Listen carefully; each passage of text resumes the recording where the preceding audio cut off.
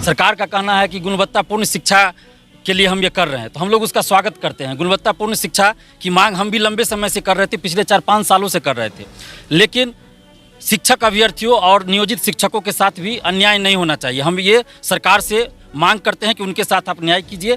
और 6 to 8 के लिए जो सीट नहीं दिया गया है, रिक्ति ही नहीं आई है, और सबसे ज़्यादा अभ्यर्थी 6 to 8 के ही हैं। सीटेट जो पास किए हैं वो 6 to 8 तक ही भर सकते हैं, 1 to 5 या 6 to 8। 11-12 के लिए नहीं भर सकते, 9-10 के लिए फॉर्म ही नहीं भर सकते। और जो बीएड किए हुए हैं वो भी अभी कंफर्म नहीं है कि 1 to 5 में वो क्वालिफाई कर जाते हैं तो उनको नौकरी मिलेगी कि नहीं मिलेगी, क्योंकि सुप्रीम कोर्ट में केस चल रहा है। जो बीएड पास है उनको अलाउ किया जाएगा या नहीं, अभी तक है कि डीएलएड वाले ही 1 to 5 में जा सकते हैं। तो ऐसी परिस्थिति में जो बीएड किए हुए हैं, वर्षों से पात्रता परीक्षा पास किए हुए हैं, तो वो लोग कहाँ जाएंगे? वो फॉर्म भर भी देंगे तो सरकार क्या गारंटी देगी कि 1 to 5 में उनका सिलेक्शन होगा और उनको जॉब मिलेगी, क्योंकि सुप्रीम कोर्ट में केस चल रहा है।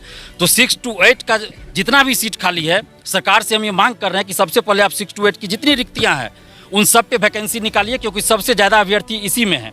इसके बाद 2011 के बाद STET परीक्षा आर्ट्स विषय के लिए नहीं हुआ है। जो 2019 का चल रहा था वो साइंस के कुछ सब्जेक्ट के लिए हुआ, अभी कॉमर्स के लिए हुआ, लेकिन आर्ट्स विषय के लिए हुआ ही नहीं है, और सबसे ज़्यादा अभ्यर्थी आर्ट्स विषय के लिए।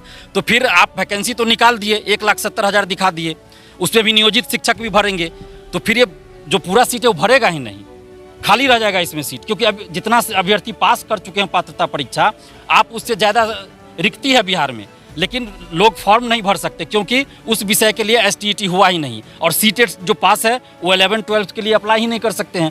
तो ऐसी परिस्थिति में सरकार को ये सोचना चाहिए कि क्या रास्ता निकाला जाए कि अभ्यर्थी फॉर्म भर सके। और इसके अलावा जो अपियरिंग वाली बात है, बहुत सारे स्टूडेंट्स का कहना है कि वो पात्रता परीक्षा पास कर चुके हैं, सीटेट पास कर चुके हैं, उनका बीएड का रिजल्ट आने वाला है, किन्हीं का जुलाई में, किन्हीं का जून में, तो उनको भी मौका दिया जाए, अपियरिंग में फॉर्म भरने के लिए मौका दिया जाए।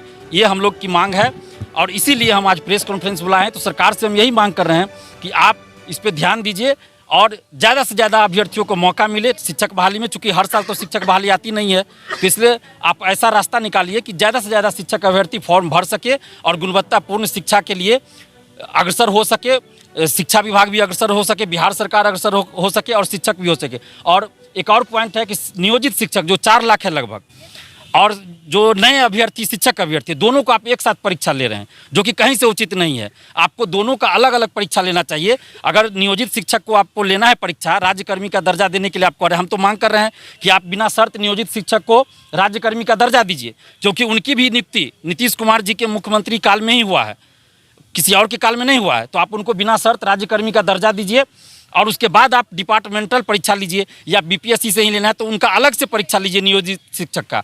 आप फ्रेश जो ले रहे हैं, जो नए अभ्यर्थी है शिक्षक अभ्यर्थी, उनके साथ उनको मत मिलाइए, अलग अलग एग्जाम लीजिए। ये हमारी मांग है, पारदर्शिता रहे, जिसका तो चर्चा BPSC के चेयरमैन अतुल प्रसाद जी ने कहा ही है कि पारदर्शिता रहेगी। तो उसके लिए हम धन्यवाद देते हैं BPSC के चेयरमैन साहब को कि उन्होंने इस बात को रखा है कि हम पारदर्शिता लाएंगे और धांधली सेटिंग नहीं होगी, पेपर लीक नहीं होगी। तो इसके लिए हम धन्यवाद देते हैं अतुल प्रसाद जी को। साथ ही नीतीश कुमार जी से ये मांग कर रहे हैं, तेजस्वी यादव जी से मांग कर रहे हैं, जब आप बिहार में 10 लाख 20 लाख नौकरी की बात कर रहे हैं, तो आप इस तरह की वैकेंसी निकाल रहे हैं जिसमें कि अभ्यर्थी फॉर्म ही नहीं भर पाएंगे, तो आधा से ज़्यादा सीट तो खाली रह जाएगा, तो फिर नौकरी किन को मिलेगी? तो इसलिए आप इस पर ध्यान दीजिए। 6 to 8 का आप जितना भी रिक्ति है उस पर वैकेंसी निकालिए, नियोजित शिक्षक के लिए अलग, और फ्रेश जो अभ्यर्थी हैं शिक्षक अभ्यर्थी उनके लिए अलग एग्जाम लीजिए। यही हमारी मांग है।